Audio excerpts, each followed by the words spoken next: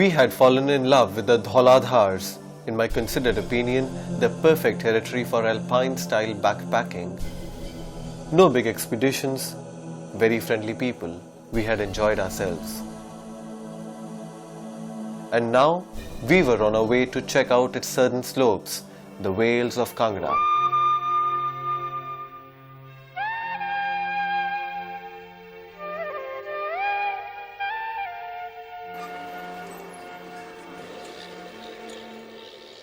We entered Kangra from the Chowadi Pass, the lowest pass on the Dhauladhars, at an altitude of 8,500 feet, and both of us were delighted with the romance of the landscape. A succession of hills and dales, and rising like a curtain behind, the white range, the Dhauladhar, with its snowy pinnacles towering 13,000 feet above the valley floor. Kangra, as a distinct historical entity, has existed from ancient times. Known as Trigarth, it even finds mention in the Mahabharata.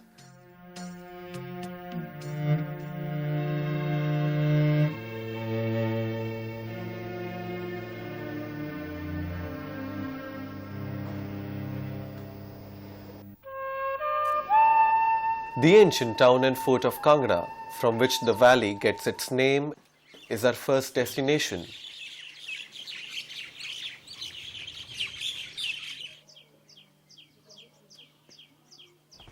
You know, the name Kangra probably came from this fort known as Kangad.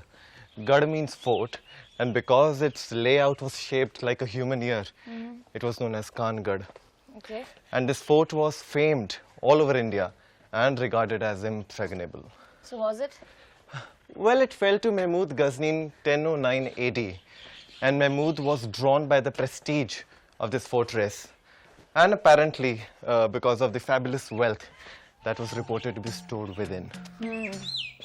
But it wasn't the walls and ramparts that failed. It was the defenders who were psyched out by the stories preceding Mahmud's army, as well as the speed with which he moved, affording them no time to mobilize troops. The garrison surrendered without a fight, and the fort was Mahmud's to pillage and plunder. Udpi, a historian of the time, describes it like sparrows falling in terror before the hawk. So if there was no battle, why does it look so ruined? Just the ravages of time? No, there were lots of battles. The Rajputs retook the fort in 1043 AD and expelled Mahmud's garrison from here. But the fort was never seriously damaged. It suffered a mortal blow only in the great earthquake of 4th April 1905. So nature in a few short minutes did what no invader could do in last 10 centuries. But since then there has been no garrison here. Okay.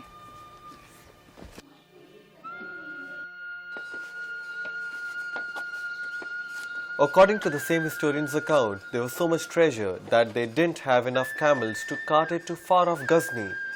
Just the weight of the captured gold amounted to 7 lakh mond in weight. This is apart from coinage, jewelry, etc. Mahmud really struck the mother lode here. Kangra was that rich? Well, Cunningham maintains this was the treasure of the Hindu kings of Kabul, who brought it here for safekeeping before the fall of Kabul. Imagine what scenes these silent and decaying walls must have witnessed.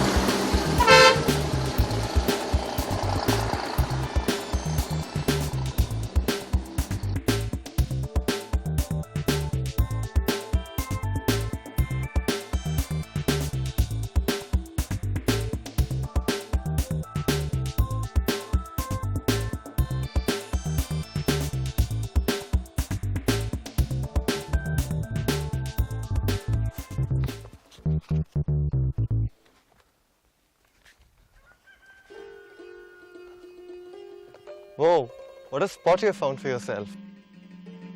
Hey. What's up? Well, according to Hutchison's History of the Punjab Hill States, in the Middle Ages, Kangra was famous for two things, its fort and noses. Fort I can understand, but noses? This place was probably the originator for plastic surgery, and the surgeons during the Mughal times could actually give you a new nose. But why would you want a new nose? The most common punishment during those times was cutting off of a nose, and apparently people who could afford it made a beeline for Kangra and got a new one. Whoa, incredible. The kind of things you dredge up from these gazetteers and whatnot. Yeah.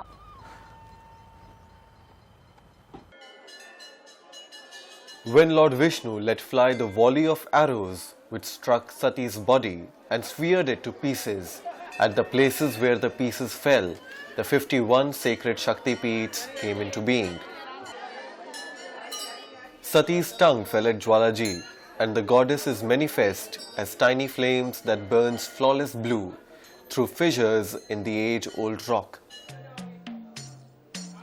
Even the Pandavas are said to have visited this sacred place, while Guru Nanak's visit is part of historical record. There are 9 different flames within the temple, and each signifies something different. It is said that centuries ago, a cowherd saw the flames for the first time, and Raja Bhumi Chandra, the ruler of the area, had the original temple built. The Mughal Emperor Akbar installed a gold parasol, and Maharaja Ranjit Singh had the dome gilded. His son installed the silver doors.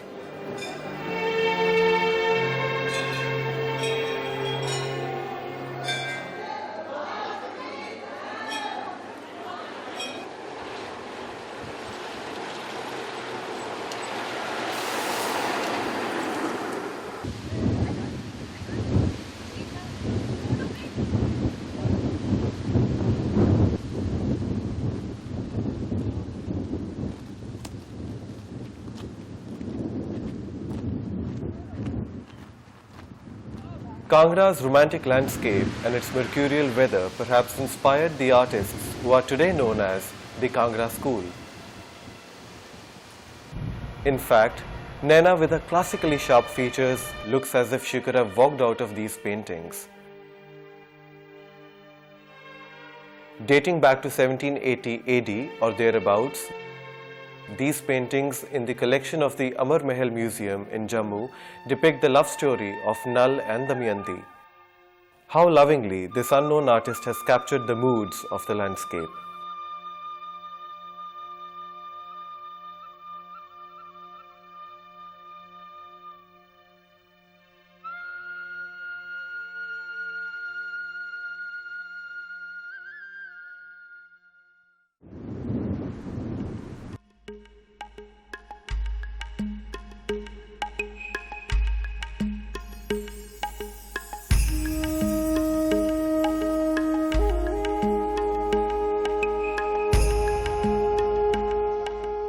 And then on to the cooler climes of Palampur with its unique mix of tea gardens overlooked by some of the highest points on the Dhauladhar.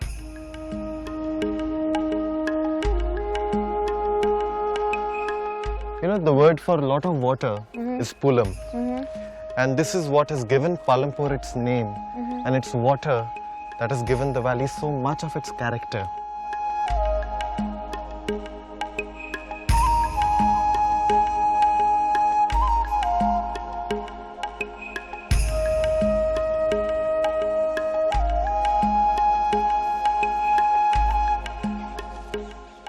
You know, when the British first looked up to plant tea in India, Palampur was their first choice. And they came here long before they went to Assam. So what happened? It wasn't wet enough or something else? Well, the climate was perfect, but the reason for abandoning Kangra was the great earthquake of 1905. And some 30,000 people died, including many Englishmen.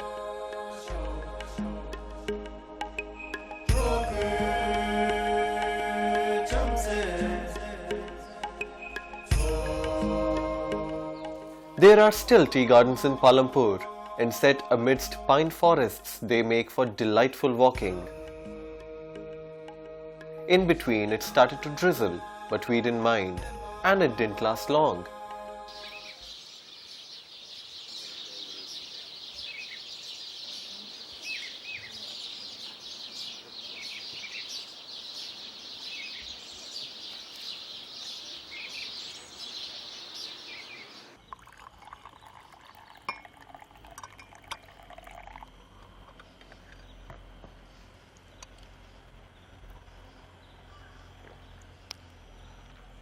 I just love Palampur. It's different having a cup of tea right next to where it is grown. Indeed. And it's got all the flavor of the place.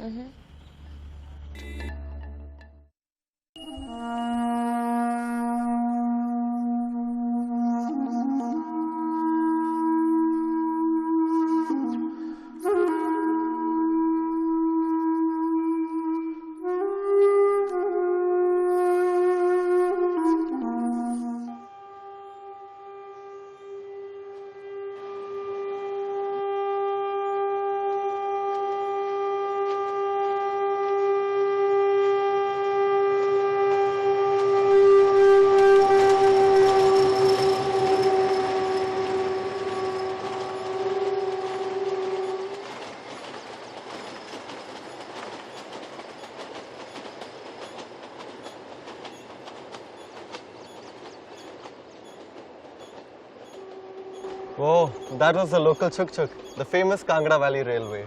I thought these things are pretty slow, but this one seems to be clipping along at a very fair rate. Well, so want to take a ride? I would love to. Cool.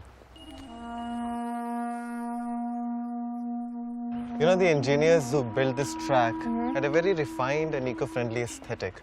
No blasting through the landscape for them. Okay. In fact, the entire 120-kilometer run had only 2 tunnels because they wanted to align the entire track along the curves of the landscapes to make it one of the most scenic rides in the world.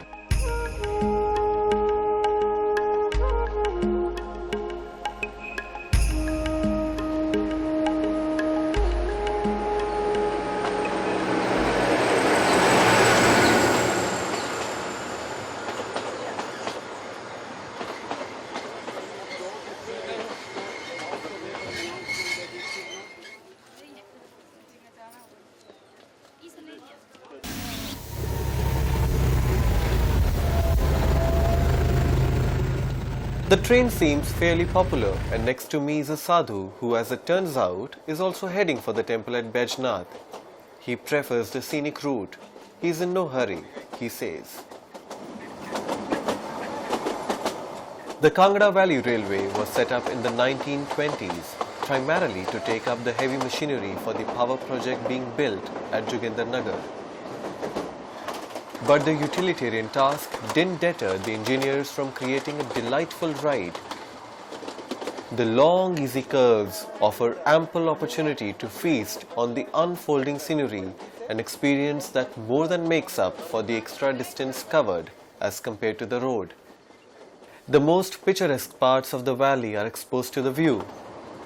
From Palampur, the ever-present background of snowy peaks 15 to 16,000 feet in height is barely 10 miles away.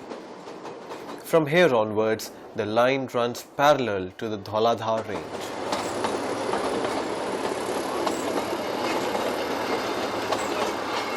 Just before Baijnath, the line enters a stretch of country far superior to the journey by road. Here, the train threads its way among the pines of the Bhir Gorge.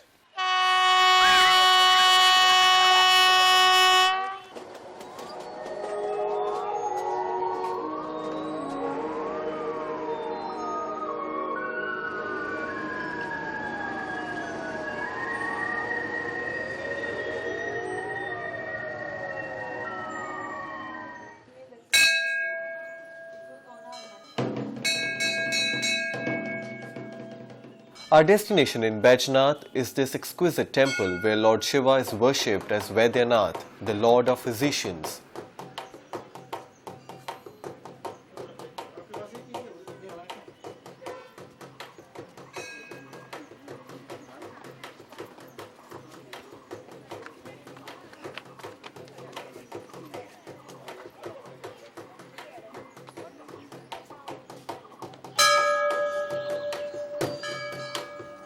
built in 804 AD, this is the site where King Ravan is said to have supplicated Lord Shiv for the boon of immortality. One of the original Jyotirlings, Baijnath, is a stunning place where a 1,000-year-old past comes alive.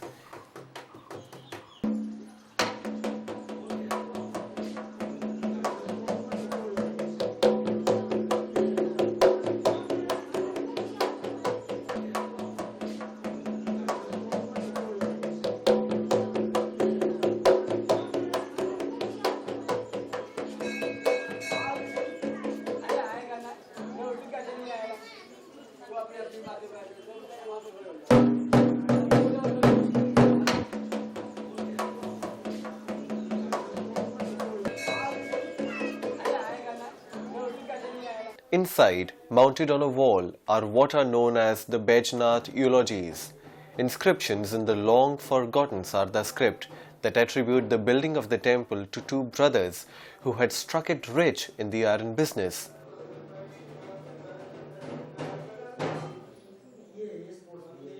But for me, it was the sculptures that brought the past alive.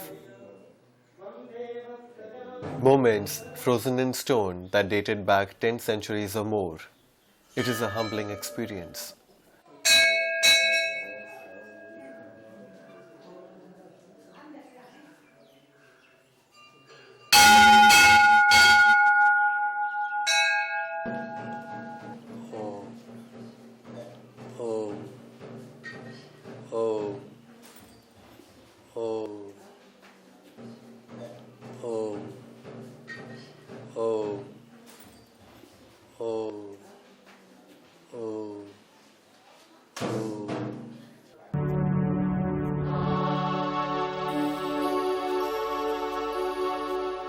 The quality of craftsmanship in the idols and friezes make Baijnath unique amongst Himalayan temples.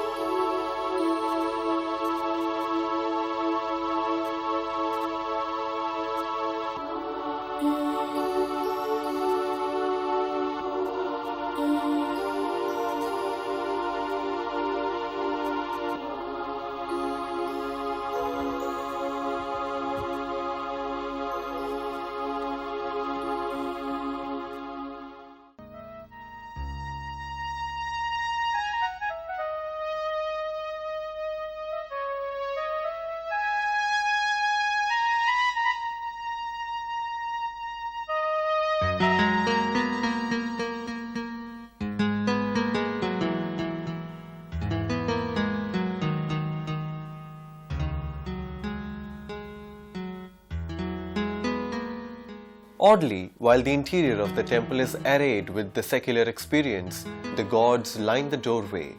Ganeshji holding up the weight of the temple, freshly washed, flower bedecked, testifying to the millennia-old endurance of faith.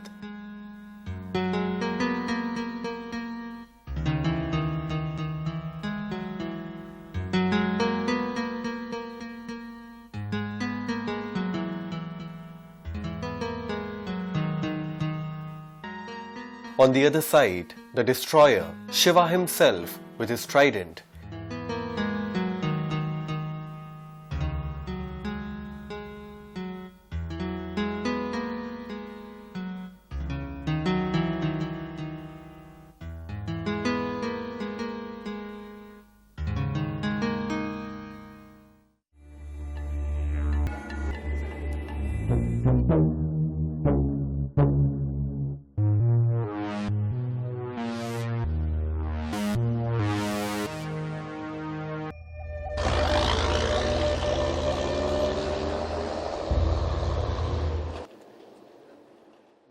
Kangra, what a place. A history and culture that goes back to where the mists of antiquity merge with myth, and which, like Rajasthan, is about romance, nobility, chivalry and valor mixed in equal doses with murder, loot, deceit and rapine. Wow. Imagine what stories these hills could tell if they could talk.